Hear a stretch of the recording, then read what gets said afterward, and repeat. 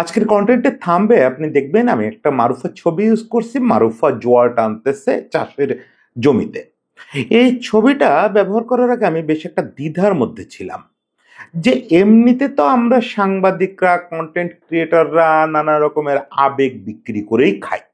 কখনো ভালোবাসা বিক্রি করি, কখনো কান্না বিক্রি করি, কখনো সুখ, কখনো ক্ষোভ, এগুলোই তো বিক্রি করে খাই। এটাই মিডিয়া বিজনেস। সারা পৃথিবীতে এটা মিডিয়া বিজনেস। কেউ বলে কয়ে বেচে, কেউ না বলে বেচে। সেই জায়গাটায় মারুফার এই জোয়ার টানা ছবিটাও কি দেবব্রতর বেচতে হবে? এইটা নিয়ে আমি খুব ডিলেমার মধ্যে ছিলাম সকাল থেকে। পরে আমার মনে হলো বেচি তো ঠিক আছে, কিন্তু এই ছবিটাতে লুকানোরও কিছু নাই। এটাও তো একটা বীরত্ব। গতকালকে সে যে দুইটা ডেলিভারি করলো পাকিস্তানের বিপক্ষে, এ দুইটা ডেলিভারি যেরকম লাসিথ মালিঙ্গা থেকে শুরু করে সারা পৃথিবীর বড় বড় বোলারদের কাঁপায় দিছে, আমার ধারণা এই ছবিটা দেখলেও তারা একই রকম কেঁপে উঠবে।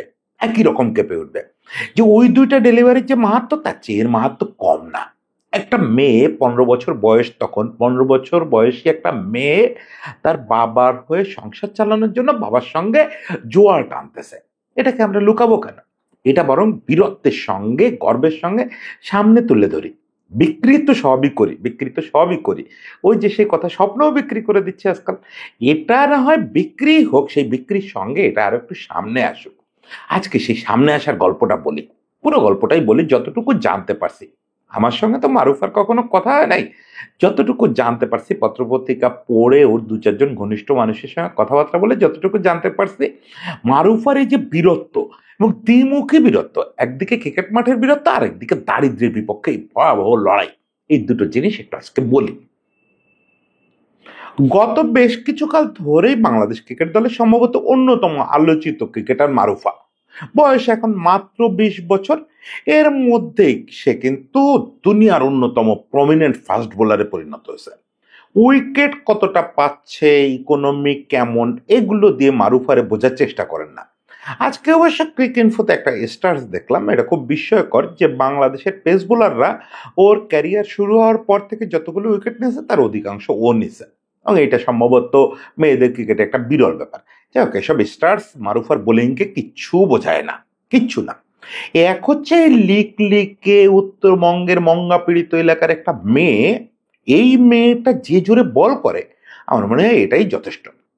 দুদিন আগে খুব বোঝানোর চেষ্টা করছিলাম, যখন আন্ডার 15-এর বিপক্ষে বাংলাদেশের মেয়েরা হেরে গেল, আমরা তো যথারীতি এটা নিয়েও ট্রল করছি।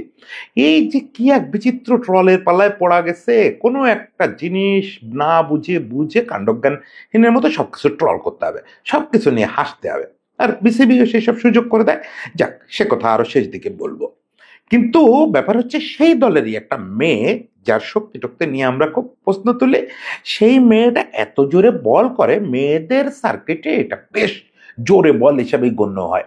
কিন্তু জোরে বলটা ব্যাপার না, ব্যাপার হচ্ছে সে যে সাপের মতো ছোবল দেওয়াতে পারে। প্রথমত বলটা বাতাসে একটা ভয়াবহ পাক খায়, মনে হয় যে বলটা বোধহয় সোজা আসতেছে। আপনি ওর সেম পজিশন রিলিজ পয়েন্টটা দেখবেন, মনে হয় বলটা সোজা আসবে না, বলটা একটু উল্টো দিকে বাতাসে ভাসতে ভাসতে চলে যায়। ভাসতে ভাসতে শব্দটা এখানে যায় না, এত পেসে যায়, বাতাসের সঙ্গে সে একটু বাঁক নেয়।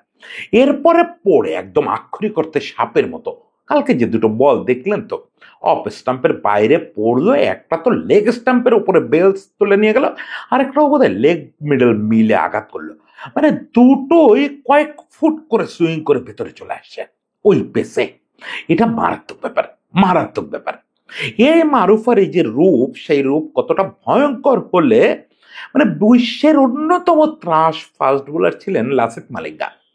লাসিথ মালিঙ্গা এত বেশি সুইং এ মাস্টার ছিলেন না, তার তো মূল দক্ষতা ছিল পেস অ্যান্ড ইয়র্ক। সে মালিঙ্গার মতো মানুষ কালকে টুইট করছেন, ওর ওই ভিডিও ক্লিপ পোস্ট করে, যে সম্ভবত এই বিশ্বকাপের আমরা সেরা ডেলিভারিটা দেখে ফেলছি। সেটা আবার খুব ভাল লাগছে যে ওখানে গিয়ে রিপ্লাই দিচ্ছে আমাদের মারুফা, যে লিজেন্ডের এই মন্তব্যের জন্য আমার অনেক ধন্যবাদ। মানে এই তো সুন্দর ক্রিকেটের সৌন্দর্য তো এগুলোই। যে লাসিথ মালিঙ্গার মতো সর্বকালের সেরাদের একজন, আপনি যদি আধুনিক ক্রিকেট হিসাব করেন তাহলে মালিঙ্গা সর্বকালের সেরাদের একজন। সে একটা বাচ্চা মেয়ের প্রশংসা করতেছে মেয়েদের বিশ্বকাপের খেলায়, আর সেই মেয়েটা আবার সেখানে গিয়ে কৃতজ্ঞতা জানাচ্ছে, সে বুঝতেছে কে কি এই প্রশংসাটা করছে।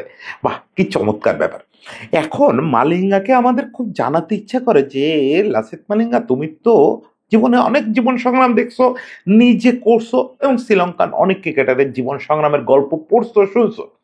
তুমি যখন এই মেয়েটার এই যে বাকি ছবিটা, এই যে জোয়াল টানার ছবিটা দেখবা, তখন বুঝবা তুমি সম্ভবত তোমার জীবনের অন্যতম সেরা গল্পটাও জেনে যাচ্ছ। সে গল্পটা লাসিথ মালিঙ্গারে বলতে পারবো কিনা সামনাসামনি তো জানি না, আপনাদের বলি, আপনাদের অনেকেই অলরেডি জেনে গেছেন, কারণ এই লম্বা সময় ধরে লেখালেখি হচ্ছে। আমি প্রথম মারুফা সম্পর্কে জানি সম্ভবত 2020-21-এ আমাদের রবিউল ইসলাম রবি একটা রিপোর্ট করছিল, ওটা পড়ে আমি হতভম্ব হয়ে গেছিলাম।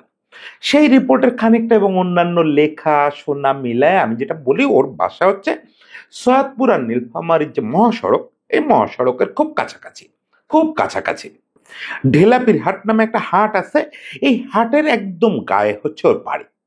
মানে আমরা তো উত্তরবঙ্গ বলতে আজ থেকে 15-20 বছর আগেও বুঝতাম মঙ্গার মঙ্গা, মানে সারাটা বছরের একটা বিপুল সময় এখানকার মানুষ দুর্ভিক্ষের মধ্যে বসবাস করতেন। খাবারের অভাবে প্রচুর মানুষ মারা যেতেন, ঋণে জর্জরিত হয়ে আত্মহত্যা করতেন সামান্য ভাত জোগাড় করতে। মানে রংপুর শহর, নীলফামারী, সৈয়দপুর, এই পুরো এলাকার যে দারিদ্র্যের চেহারা আজ থেকে 10-15 বছর আগেও ছিল।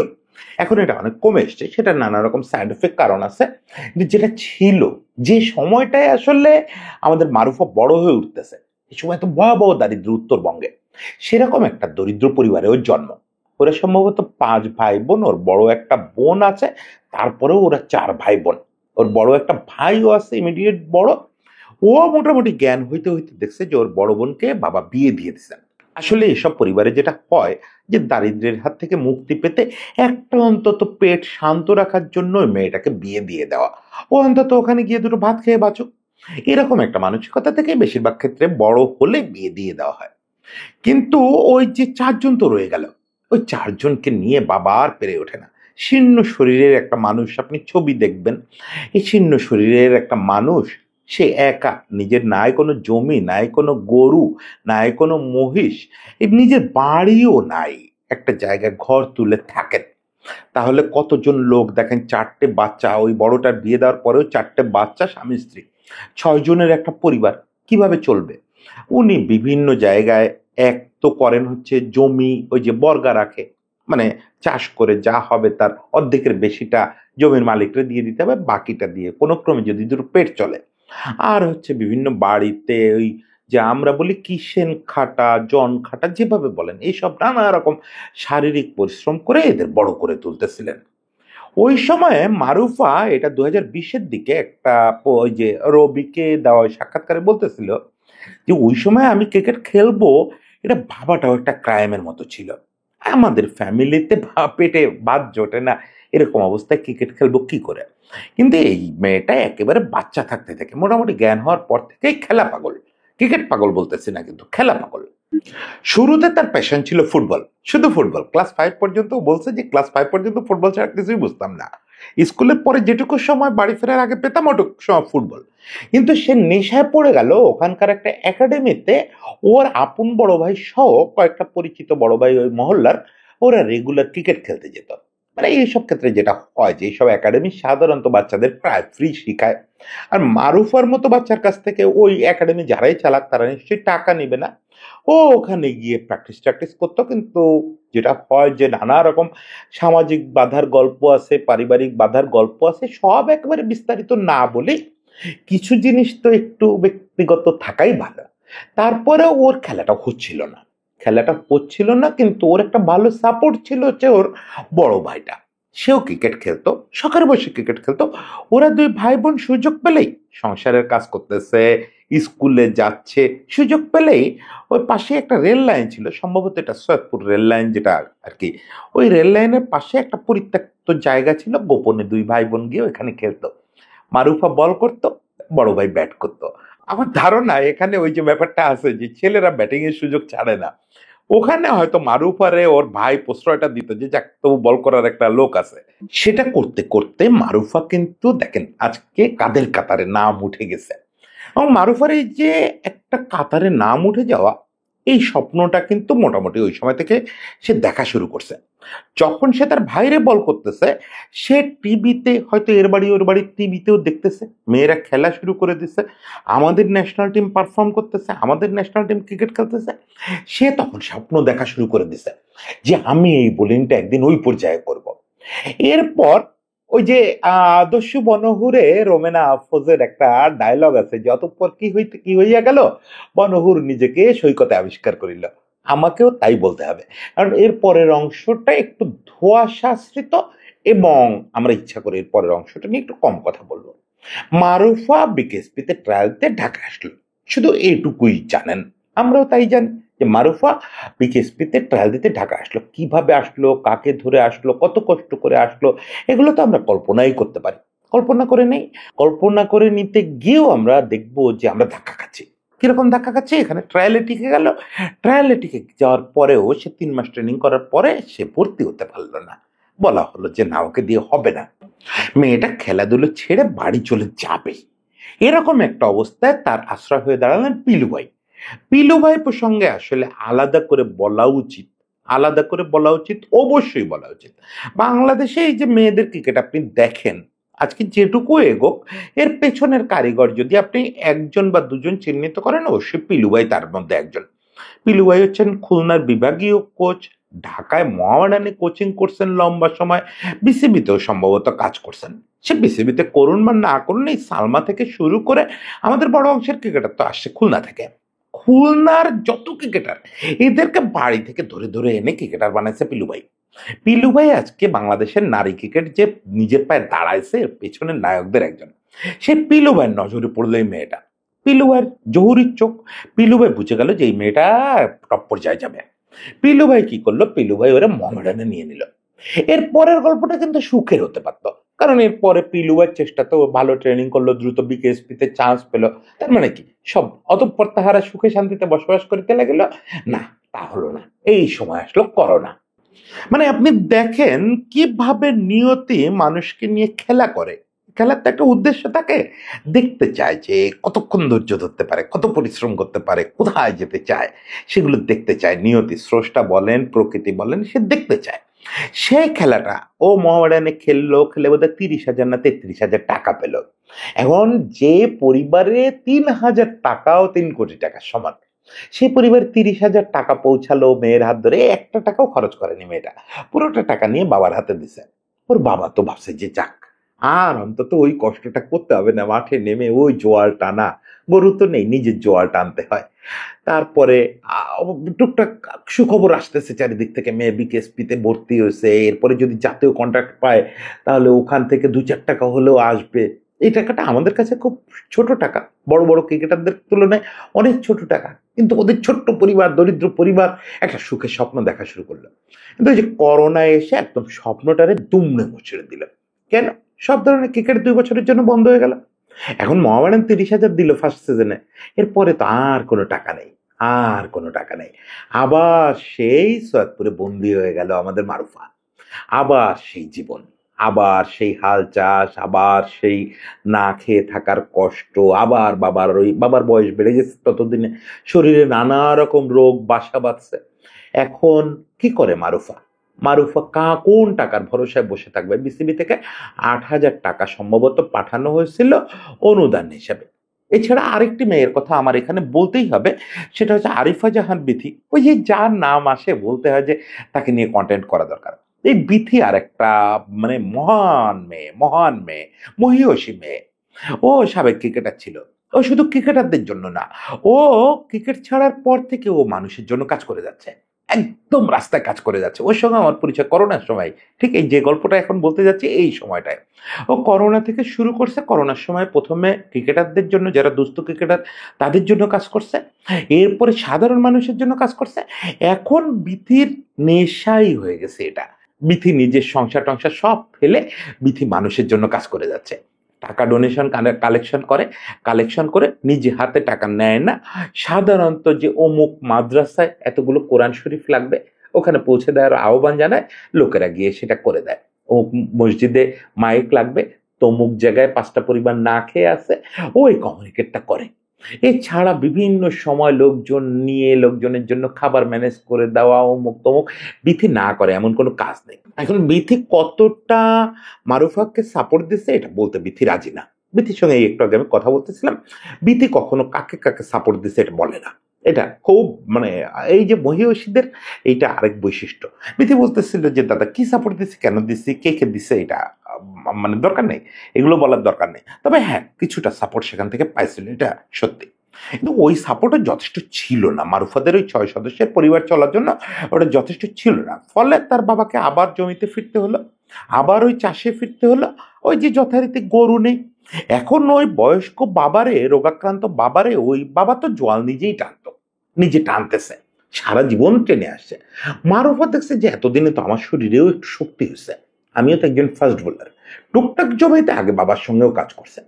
তখন সেও বাবার সঙ্গে ওই যে হলুদ একটা জ্যাকেট পরে সেও মাঠে নেমে গেল জোয়াল টানতে, হাল চাষ করতে।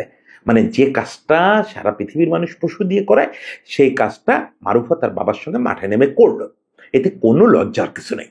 দিস ইজ আওয়ার প্রাইড যে আমাদের সন্তানেরা, আমাদের মায়েরা কোত্থেকে উঠে আসে। আমাদের যে বীর মায়েরা যারা আমাদেরকে বিশ্ব দরবারে পরিচিত করায় দেয়, যারা গর্বিত করে, তারা কি সংগ্রামের ভিতর দিয়ে উঠে আসছে, কি বীরত্ব ওখানে দেখায় আসছে।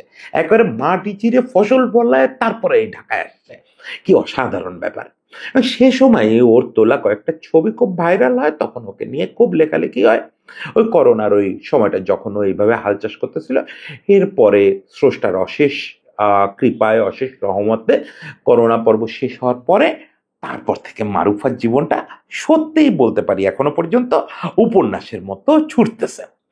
মারুফা এরপর থেকে ওই যে বললাম যে আপনি যদি জমি চিরে ফসল ফলাতে জানেন, যেটা আপনার প্রতি স্রষ্টার সবচেয়ে বড় দায়িত্ব দেওয়া ছিল, যে আপনি পৃথিবীতে আসছেন, আপনি ফসল ফলাবেন, চাষাবাস করবেন, আপনি নিজের খাদ্য নিজে অর্জন করবেন, সেইটা করে যে এই পর্যায়ে আসে, সে দেশকেও ফসল এনে দিতে পারে। সেটা মারুফা অলরেডি প্রুভ করছে। মারুফা তার এই ছোট্ট ক্যারিয়ারে, মাত্র তো কয়েকদিন হলো ক্যারিয়ারে, মারুফা অলরেডি প্রুভ করে দিয়েছে যে কেন তাকে স্রষ্টা এত পরীক্ষা নিয়েছেন। আজকে সেই মারুফার উপরে ভর করে আমরা অলরেডি বিশ্বকাপের প্রথম ম্যাচে পাকিস্তানকে হারায় দিছি। এবং মজার ব্যাপার হচ্ছে পাকিস্তানের চেয়ে কিন্তু আমরা এই সম্ভবত 9-8 ব্যবধানে আগায় গেলাম। মানে পাকিস্তানের বিপক্ষে আমরা এই পর্যন্ত 17টা ম্যাচ খেলছি, তার 9টাই আমরা জিতলাম। এই জয়ের জন্য নিশ্চয়ই অন্যদের অবদান আছে। ওই যে অভিষিক্ত মেয়েটা 50 করছে, বাকিরা সবাই সুন্দর করছে, কিন্তু মারুফার ওই দুটো ডেলিভারি মহাকাব্যিক হয়ে থাকবে। বাংলাদেশ আমি জানি না বিশ্বকাপে শেষ পর্যন্ত কি করবে, খুবই অনভিজ্ঞ দল, দেখেন কোনো প্রস্তুতি ছাড়া গেছে। ওই যে শুরুতেই বলতেছিলাম আমাদের প্রস্তুতি নিতে হয়েছে আন্ডার 15 দলের সঙ্গে খেলে, ছেলেদের দলের সঙ্গে খেলে। তখন একটা কন্টেন্ট করে আমাকে একটু বোঝানোর চেষ্টা করতে হয়েছিল যে লোকজন তো ট্রল করতেছে, কেন 15-এর বিপক্ষে হেরে গেল মেয়েরা, মানে এটা কেমনে বুঝায় বলেন। তখন আমি রীতিমতো যেহেতু নিজের ব্যাকগ্রাউন্ড সায়েন্স, বায়োলজি একটু বুঝি, তারপরেও এইসব ব্যাপার হরমোন টরমোন টাইনে নানাভাবে বোঝানোর চেষ্টা করছি যে এটাই স্বাভাবিক। 15 বছর বয়সে একটা ছেলের শারীরিক গঠন আর পূর্ণাঙ্গ একটা মেয়ের শারীরিক গঠন, এটা তুলনা করলে 15 বছর বয়সী ছেলেটাই আগায় থাকবে প্রকৃতি প্রদত্ত কারণেই। কারণ মেয়েদেরকে যেহেতু সভ্যতা আগায় নিয়ে যাওয়ার একটা দায়িত্ব থাকে তাদের, তাদের সন্তান জন্ম দিতে, এর জন্য তাদের শরীর নমনীয় করেন স্রষ্টা। এই জন্য এই তুলনা করতে হয় না কখনো। এই ছেলে না মেয়ে, অমুক না তমুক, ছেলে ভার্সেস মেয়ে, এইসব তুলনা করতে হয় না। দুজনের আলাদা জগৎ আছে, ছেলে আলাদা, মেয়ে আলাদা। আলাদা মানে আলাদা যে একটা বলতেছি না, কিন্তু দুটো আলাদা শারীরিক গঠন, এটা আমরা কেন তুলনা করব? এটা তো তুলনা করার দরকার নেই। সেই তুলনাটা বিসিবি করেই অন্যায় করছিল খেলাটা লাইভ করে। তারপরে লোকজন তো বুঝে না বুঝে ট্রল করছে, কিন্তু এর মধ্যে মেসেজটা কি ছিল? মেসেজটা ছিল যে আমাদের মেয়েরা কোনো প্রস্তুতি নেওয়ার সুযোগ পায় নাই। সামনে একটা গুরুতর বিশ্বকাপ, সেই বিশ্বকাপ সামনে রেখে আমরা কোনো ম্যাচ খেলার সুযোগ পাই না, কোথাও না, কোনো লেভেলে না।